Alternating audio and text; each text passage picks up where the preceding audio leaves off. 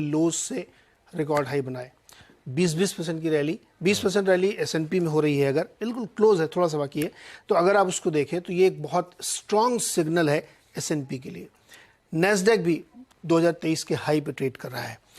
तो बहुत सारे जानकारों को ये, जब मैं बार बार ही कहता था कि 4200 के आसपास ये फंस जाता है, उसको इसने बहुत अच्छे से ब्रीच किया है और 4300 के करीब है, 4280 पे ये ट्रेड कर रहा है। तो ये एक बहुत इंटरेस्टिंग सेटअप यूएस से बनता हुआ दिखा है। फैक्टर्स वही है कि अब किसी को चिंता नहीं है, डेट सीलिंग का काम हो गया, फेड की तरफ से बहुत ज़्यादा उनको तकलीफ नहीं है, अंडरटोन बहुत बुलिश है।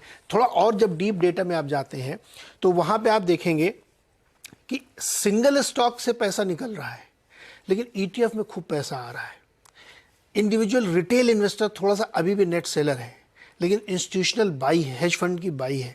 तो जब भी इस तरह का सेटअप बनता है कि रिटेल वाला जो है पोर्शन निकलने लगता है, तो आप मान लीजिए कि मार्केट में बड़ी तेजी बने, क्योंकि रिटेल एकदम लास्ट लेग वाला होता है जो फिर वापस वहाँ से आता है, और बहुत सारे लोगों को टेक शेयर्स में फोमो हो रहा है।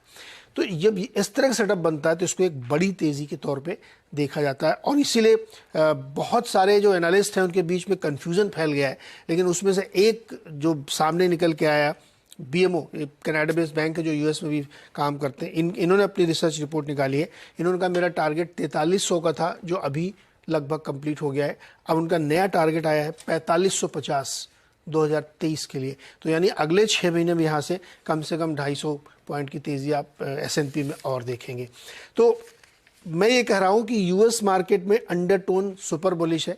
कल तक सिर्फ टेक्नोलॉजी शेयर चल रहे थे, अब दूसरे शेयर्स में भी, नॉन टेक्नोलॉजी शेयर्स में भी मजबूती देखने को मिल रही है। और इस तरीके के मार्केट भले ही वो 0.4%, 0.3% चढ़ा हो, लेकिन ये बहुत एक स्ट्रॉन्ग तेज़ी के संकेत दिखा रहा है।